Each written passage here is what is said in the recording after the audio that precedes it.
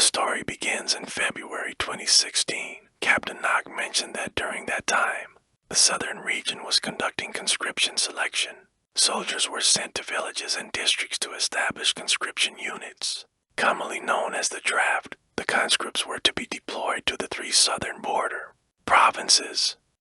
Captain Knock explained that when setting up a conscription unit in any district, in the 3 border provinces, a team of soldiers must first patrol and assess the area's risks.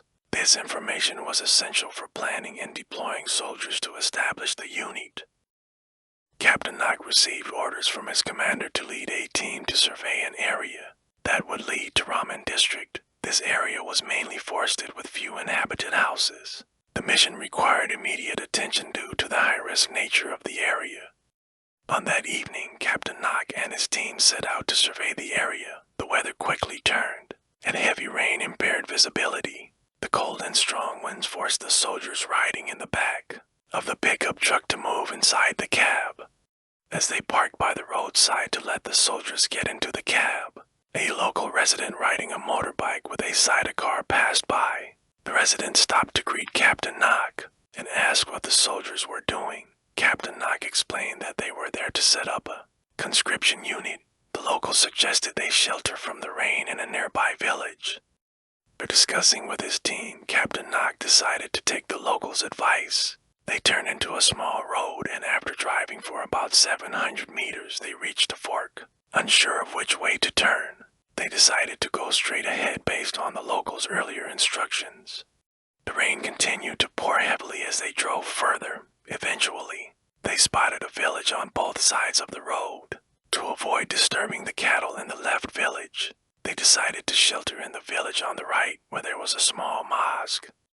The soldiers rushed out of the truck to seek shelter under the mosque's roof, forgetting the rule against wearing shoes in such a sacred place. A local man praying inside came out to scold them.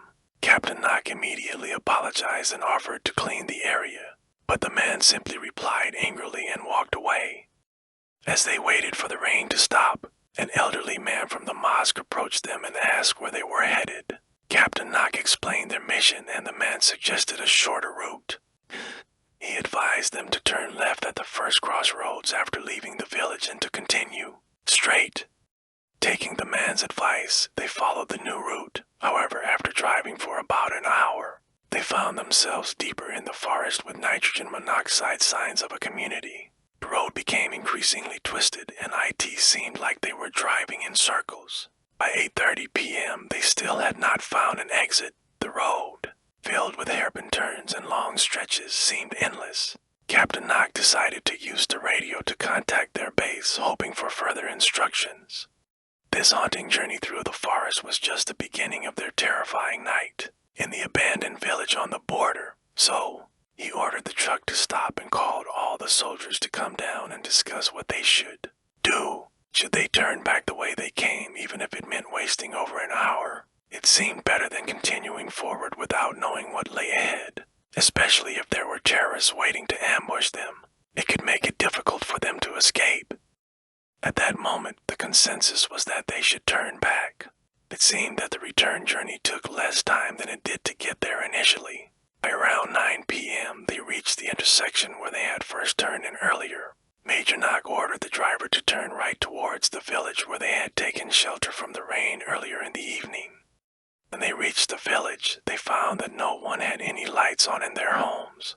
Everything was dark, unlike earlier when they had seen cows and bird cages that people had hung up. As the light from the truck shone into the village, they saw that it looked like no one was living there at all. After parking the truck in the village, Major Knock got out and checked his communication equipment. He found that the signal was weak as indicated by a blinking red light, but it was still possible to communicate with the unit. Seeing the situation was not good, Major Knock radioed the unit for help to get his team out of the area. However, the communication was intermittent and garbled, making it hard to understand. The mobile signal was also very weak. Major Knock figured that the unit would pick up their signal eventually, so he ordered all soldiers to stay put in the village for now. While waiting, Major Knock led some soldiers to explore the village. The atmosphere was very quiet, as if no one actually lived there. even though they had seen people at the mosque earlier and had talked to them. As they explored further into the village, Major Knock noticed out of the corner of his eye that a light from a TV was flickering in one house. He turned to look and said, "Look, there are people here after all." One of the soldiers remarked that the sound from the TV wasn't in the local language. Major Knock led his men closer to the house with the TV light. The house looked like a single-story townhouse made of red brick, with some parts broken and deteriorated. There were 4 steps leading up to the front door. Major Knock decided to go up the steps and greeted the homeowner in the local language, asking for directions as they were lost. Voice responded from inside, asking what they wanted. Major Knock politely asked for directions, explaining they were lost. However, after he finished speaking, there was no response. That moment, Major Knock thought that maybe the people in the house didn't want to help, so he and his men slowly backed away and continued to explore other houses. They came across a group of 5, 6 children playing traditional games. Major Knock found it strange because these games usually involved music, but the children were playing in silence. Major Knock approached the children and asked, "Where do you live?" The children pointed towards a house near the mosque without saying a word. Major Knock then led his men towards the house the children pointed to. One of the soldiers remarked to Major Knock that something fell off, but Major Knock told him not to worry and to hurry so they could leave quickly. As they walked towards the house, they encountered an elderly couple. Major Knock greeted them and asked for directions again. The old man told them to go straight and turn left. Major Knock replied that turning left would take them back to where they got lost earlier, but the old man insisted, telling them to turn left and leave quickly. After talking with the old man, Major Knock and his men walked back to the truck and informed the driver that they couldn't get any useful information. The driver suggested they should drive straight out. Everyone agreed, so they got back into the truck and drove straight. After driving for about 20 minutes, Major Knock ordered the driver to turn on the spotlight to increase visibility. Despite this, they couldn't find the main road they had originally turned off from. They remembered that it didn't take this long to reach the village earlier. Major Knock told the driver to turn around and go back to the intersection. When they reached the intersection, he told the driver to turn left and continue straight. Shortly after, they finally found the main road. Relieved, they continued driving for about 20 kilometers until the driver suddenly pulled the truck over to the side and pointed to the left. He signaled for Major Knock to look, indicating a small path leading into a dense forest. Major Knock and 2 soldiers got out to investigate. Do you believe that this alley they just drove out of onto the main road moments ago? While Captain Knock and his soldiers were still confused by what they saw, a local motorbike passed by. The driver blinked his lights and called out to the local, asking how they could get to Ramen or Thungyang Ding. The local asked if they were lost, to which Captain Knock replied, "Yes, it's raining and dark. A villager told us to take shelter in the village, and now we can't find our way out." Despite his distrust of the local, fearing they might be misled again, the local instructed them to drive straight ahead without turning and they would reach Thungyang Ding. Upon hearing this, Captain Knock asked if they would pass through Ramen. The local confirmed, so Captain Knock and his men continued until they reached a bridge over a mangrove-lined river. Crossing the bridge, they encountered several villages which reassured them they were on the right path. They followed signs indicating Ramen was just 3 kilometers away and eventually entered Thungyang Ding around 11:30 p.m. After parking at the district office, Captain Knock got out and saw no one but an administrative officer on duty. Captain Knock approached and explained their route, mentioning the shelter in a village on the left. The owl, shocked, asked how they entered that village and who guided them. He revealed that the village had been abandoned for 40 years. Captain Knock recounted the entire incident, including a local at the mosque who gave them directions. The AO informed them that if they had continued straight, they would have ended up at a cliff. This path was an old rubber tapping route and not a general thoroughfare. Captain Knock still didn't think of ghosts, assuming they had been pranked. His driver remarked that they were deliberately misled into danger. Captain Knock requested additional troops to search the area and 4 more soldiers joined them, leaving 5 soldiers at the district office. Captain Knock and his team returned to the village around 1:30 a.m. They found the once passable path, now overgrown and impassable. Captain Knock suggested it might be the wrong way, but the driver insisted it was the correct GPS location. They decided to regroup at the district office.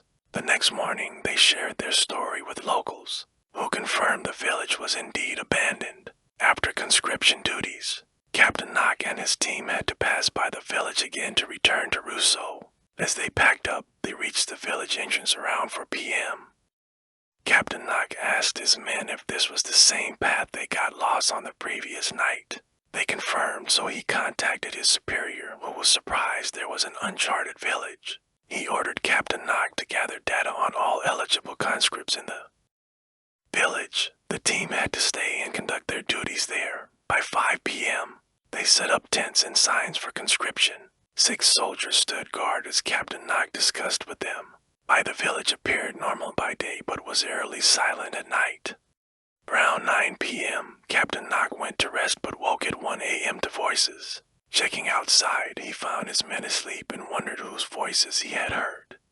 Fellow soldier, the driver, confirmed hearing the same sounds for a while. Captain Knock decided to investigate. Walking through the village, they met a group of men drinking tea. The men warned them not to walk around at night due to dangers. As they left, they saw a woman sitting outside a house. Confused about not seeing her before, they approached. The woman gestured for them to enter the house. Inside, a body hung from the ceiling, shocking them. When they looked back, the woman had disappeared. Regaining composure, Captain Knock used a flashlight to signal his men to gather. The driver noted that the woman's face resembled the hanged corpses. Upon regrouping, Captain Knock ordered some soldiers to guard the body while he and 3 others went to find the men. They saw earlier the sound of footsteps echoed from inside the house. Captain Knock shouted, "If anyone's in there, come out now." Officers are about to enter, but there was no response. Captain Knock then ordered the soldiers to break down the door immediately.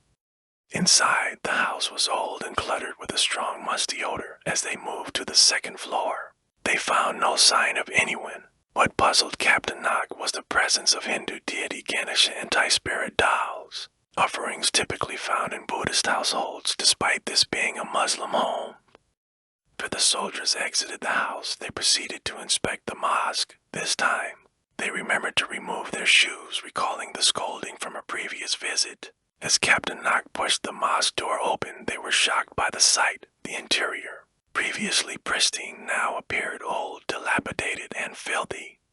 Now the soldiers scanned the area with their flashlights. An old man emerged from the shadows. Walking towards them, they instinctively stepped back and shouted, "Stop right there.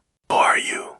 The old man replied, "I've been guarding this place for a long time." "What are you doing here?" Captain Knock recognized him as the one who had invited them to take shelter from the rain. Captain Knock asked, "What are you doing here, uncle? How can you live in a village this deserted and run down?" The old man responded coldly, "I invite everyone who passes by to come in." Curious, Captain Knock asked how the old man managed to live there. The old man pointed behind the mosque. They followed his direction and were stunned into silence at the sight of a burial ground. Captain Knock quickly excused himself and led his men out of the mosque. As they left, the old man's voice called out eerily, "If you can leave, then go ahead." The soldiers hastily packed their belongings. Captain Knock tried to make a call. He found there was no signal, but that wasn't a problem as he knew the route well. They drove out of the abandoned village, but as they approached the intersection, they saw the old man standing there. Captain Knock ordered the driver to stop and confronted the old man, asking, "What do you want?" The old man repeated, "If you can leave, then go ahead." Captain Knock returned to the vehicle and ordered the driver to proceed. They eventually reached the main road and stopped to discuss their area encounter. A soldier revealed that he had sensed something was wrong from the beginning, knowing the area was abandoned and historically significant as a site where villagers, including military families, were massacred. Captain Knock reported the incident to his unit, but they dismissed his account as nonsense. Believing no such village existed, determined, Captain Knock led his unit back to investigate. They found human remains in almost every house, confirming the village's tragic history. the discovery made headlines, revealing a forgotten massacre near Raman district in Yala province. Reflecting on Captain Knock's story, it was both chilling and fascinating. First thing I wondered was why they trusted locals in such a risky area. Soldiers operating in dangerous zones should be cautious. Moreover, why didn't the soldier familiar with the area share his knowledge earlier? Perhaps there were reasons for their decisions. Let's enjoy these stories. In the winter of 1944, the European theater of World War II was embroiled in chaos. The Allies were pushing back against the Axis powers, but the war was far from over.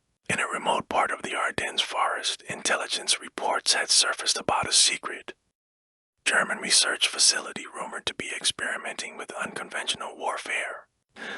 Mission was clear: infiltrate, gather intelligence, and neutralize the threat. But as the soldiers would soon discover, the true nature of the enemy was far beyond anything they had imagined. Captain David Reynolds was assigned to lead the operation, a decorated officer with a reputation for strategic brilliance. Reynolds had handpicked a team of seasoned soldiers for the mission. His team included Lieutenant Jack Turner, Sergeant Bill Harris, Corporal Sam Miller, Privates Tom Collins, John Brooks, and the sharpshooter Private Annie Lawson. They set off under the cover of darkness, navigating through the dense, snow-covered forest.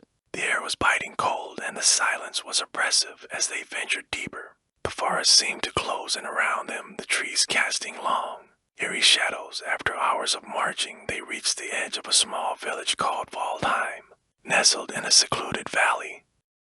Vol.11 had an air of desolation. The houses were dark, the streets empty. The only sign of life was the church standing in the center, its doors slightly ajar. Reynolds decided to use the church as their base. Inside, the air was even colder, and a sense of foreboding hung over them. They set up a perimeter and took turns keeping watch. First night passed uneventfully, though the men couldn't shake the feeling of being watched. At dawn, Reynolds ordered a reconnaissance of the village. They found no signs of the enemy, but strange symbols were etched into the doors of the houses, and the villagers seemed to have vanished without a trace. As night fell, the situation took a turn for the worse. Turner, who was on first watch, reported seeing flickering lights in the forest. The men dismissed it as the wind playing tricks, but the unease grew. Just past midnight, the whispers began. At first, they were barely audible, but soon they became insistent, speaking in a mix of German and an unknown language. The following morning, Miller found strange footprints around their camp, leading in and out of the forest. They seemed to appear and disappear without reason, as if the creature that made them had no physical form. The team was on edge, their nerves fraying under the weight of the unknown. On the third night, the situation escalated. The whispers grew louder, the lights in the forest closer. Suddenly, Brooks screamed. The team rushed to his position to find him staring into the trees, his eyes wide with terror. He claimed to have seen shadowy figures moving among the trees, their eyes glowing with an unnatural light. Reynolds tried to calm him, but the fear was contagious. Realizing they needed answers, Reynolds decided to search the forest during daylight. They found more strange symbols carved into the trees and remnants of what looked like old, hastily abandoned campsites. As they ventured deeper, they discovered an old, hidden path leading to a forgotten bunker. The entrance to the bunker was partially collapsed, but they managed to clear a way in. Inside, the air was stale and the walls were lined with strange arcane symbols. It was clear that this was no ordinary military installation. They found documents detailing experiments on soldiers, attempting to harness supernatural forces to create invincible warriors. Deeper in the bunker, they encountered rooms filled with archaic equipment, jars containing preserved body parts, and tattered books on occult rituals. In the last room, they found a large, ominous stone altar covered in dried blood. It was clear that the facility's purpose had been far more sinister than they had imagined. As they prepared to leave, they heard footsteps echoing through the corridors. The temperature dropped sharply, and an overwhelming sense of dread filled the air. Reynolds ordered his men to ready their weapons. Emerging from the shadows were the spectral figures of soldiers, their faces twisted in agony. The bullets passed through them harmlessly, and the ghosts advanced, their hollow eyes filled with malice. In a desperate bid for survival, Reynolds ordered a retreat. They fought their way out of the bunker, the spectral soldiers following them into the forest. As they emerged into the fading daylight, the apparitions vanished, but the sense of terror remained. Back at the church, Reynolds and his men regrouped. They knew they had to find a way to neutralize the supernatural threat. Miller, who had some knowledge of folklore, suggested they find and destroy the source of the haunting, likely the altar in the bunker. As night fell, the church came under siege. The spectral soldiers surrounded the building. Their whispers now a deafening cacophony, shadows moved with a life of their own, and the temperature dropped to freezing levels. The men took turns firing at the apparitions, but it was futile. Lawson, the sharpshooter, kept a lookout from the church tower. She reported seeing more lights in the forest converging on their position. Reynolds knew they were running out of time. They had to act fast. At dawn, Reynolds decided on a two-pronged plan. He would lead a small team back to the bunker to destroy the altar. Al Turner and the rest would hold the church, Miller, Harris, and Collins volunteered to go with Reynolds. The journey to the bunker was harrowing. The forest seemed alive with malevolent forces. The trees whispering secrets of the past. They reached the bunker and set charges around the altar. As they prepared to detonate, the spectral soldiers reappeared, more aggressive than before. A fierce battle ensued. The men fought with everything they had. The air filled with the sounds of gunfire and unearthly wails. Just as the situation seemed hopeless, Reynolds gave the order to detonate the charges. The explosion rocked the bunker, the altar shattering into pieces. Back at the church, Turner and his men faced their own battle. The spectral soldiers grew more aggressive as the night wore on, their attacks relentless. Just as it seemed they would be overwhelmed, the explosion in the bunker sent a shockwave through the forest. The apparition screamed in agony and began to dissipate, the curse broken. The dawn brought an eerie silence to Vol.11. The spectral soldiers were gone, and the oppressive darkness had lifted. Reynolds and his team returned to the church. Battered but victorious, they had faced an enemy beyond comprehension and survived. Reynolds reported the mission as a success, though he left out the details of the supernatural. The official record would show that the team had neutralized a secret German research facility, but the truth of what they had faced remained with them. The men returned to their units, forever changed by the experience. The memories of Waldheim haunted them, a chilling reminder of the unseen horrors that lurk in the shadows of war. Reynolds, in his later years, would write a memoir detailing the events in full. It became a source of fascination and skepticism, a story passed down through generations as a testament to the darkness that humanity can unleash. Several years passed since the mission in Waldheim. The remaining members of Reynolds' team had tried to move on with their lives, but the memories lingered. In 1950, Reynolds received a letter from a man named Dr. Friedrich Weber, a historian who had uncovered more information about the mysterious happenings in Waldheim. Dr. Weber requested Reynolds' assistance to further investigate the area. Haunted by the past and seeking closure, Reynolds agreed. He contacted his old team, Turner, Harris, and Miller, still haunted by their experiences, decided to join him. The group set out once more for the forest that had scarred their souls. The journey back to Waldheim was filled with an eerie sense of déjà vu. The village looked just as abandoned as before, the church still standing in its foreboding silence. Dr. Weber greeted them at the church, explaining his research. He had discovered that the ritual, performed by the Germans, had not been fully completed, leaving the spirits restless. Dr. Weber led them to various points of interest around Waldheim, including old German military posts and forgotten bunkers. The air grew colder as they delved deeper into the forest, uncovering more evidence of occult practices. Strange artifacts and books detailing dark rituals were found, confirming their worst fears. One night, as they reviewed their findings in the church, the whispers began again. This time, they were clearer, more menacing. The spectral soldiers reappeared, their faces filled with even more rage and torment. Dr. Weber, though terrified, insisted on documenting everything. Reynolds, recognizing the signs of an impending attack, ordered everyone to prepare for battle. The nights grew increasingly perilous. The spectral soldiers' attacks were relentless, their numbers seemingly endless. The team fortified the church as best as they could, but the apparitions always found a way to break through. The air was thick with fear, and desperation, Dr. Weber, despite his initial bravado, was visibly shaken by the encounters. Reynolds knew that merely defending themselves would not be enough. They had to find a way to end the haunting once and for all. He decided to focus on the origins of the ritual. According to Dr. Weber's research, the ritual was meant to bind the spirits to the physical world using the blood of the sacrificed soldiers as a tether. Destroying this tether might be their only hope. Dr. Weber's research indicated that the ritual was conducted in several stages, each stage requiring a specific location. The primary altar had been destroyed in their previous mission, but there were secondary sites scattered throughout the forest. Reynolds devised a plan to locate and destroy these sites, hoping to sever the spirit's connection to the world. Teams split into two groups. Reynolds, Turner, and Dr. Weber formed the first group, while Harris, Miller, and Collins formed the second. Each group was to locate and destroy the altars. Relying on the maps and notes Dr. Weber had collected, the forest was vast and filled with dangers, both natural and supernatural. Reynolds' group set out towards the northern part of the forest, where the first altar was believed to be located. The journey was arduous, the forest dense and unyielding. Temperature dropped as they moved deeper into the woods, and the whispers began again, insistent and malevolent.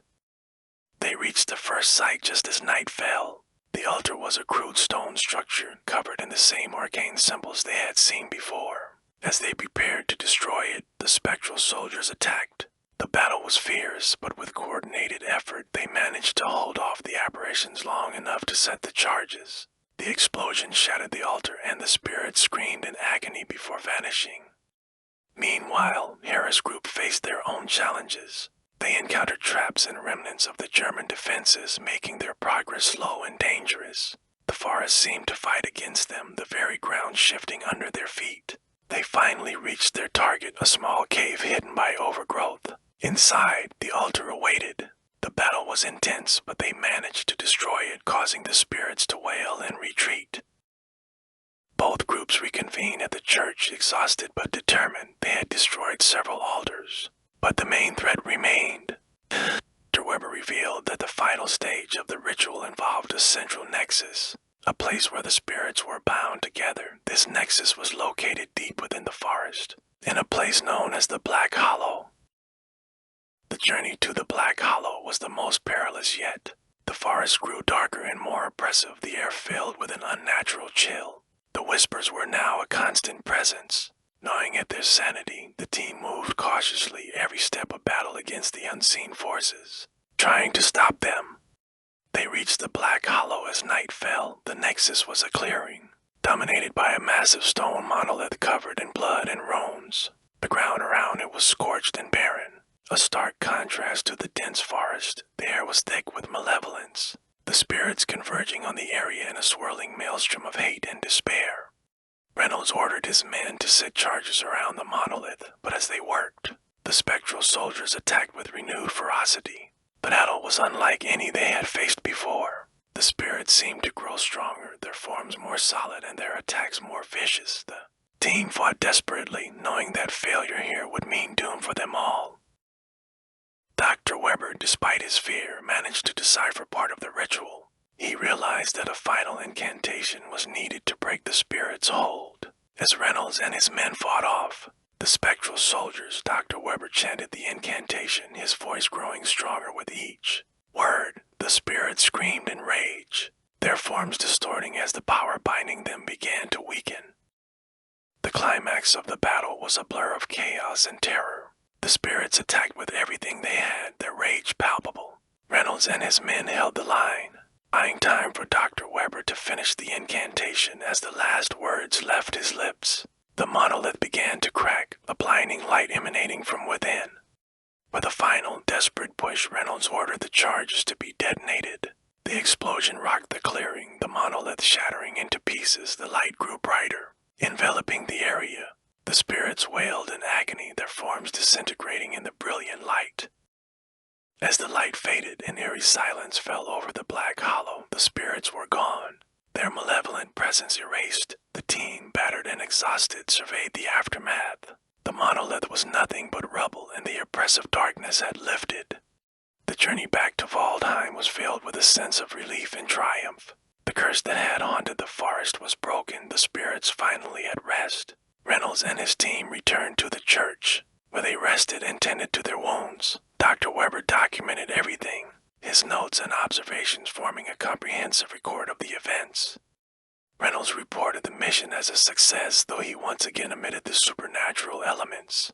The official record would show that they had destroyed a series of enemy installations, but the true story remained with those who had lived it. Years passed and the men went their separate ways, each dealing with the memories in their own way. Reynolds retired from the military, but the events in Waldheim never left him. He published his memoirs detailing the true story of the mission.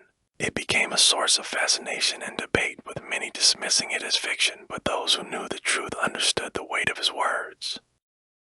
Dr. Weber continued his research, becoming a respected historian and occult expert. His work on the Waldheim incident became a cornerstone of his career, shedding light on the dark practices that had taken place during the war. The remaining members of the team stayed in touch, bound by their shared experience.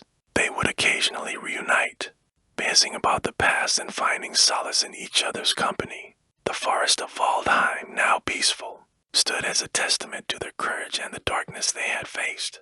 The story of Waldheim became a legend passed down through generations. It was a reminder of the horrors that lurk in the shadows and the strength of those who stand against them. The village itself remained abandoned, a ghostly reminder of the past, but the forest, now free of its malevolent spirits, began to heal. Reynolds, in his later years, found peace in knowing that they had done the right thing. The memory still haunted him, but he took comfort in the fact that they had freed the spirits trapped by the evil rituals. He spent his final years sharing his story, ensuring that the legacy of the Phantom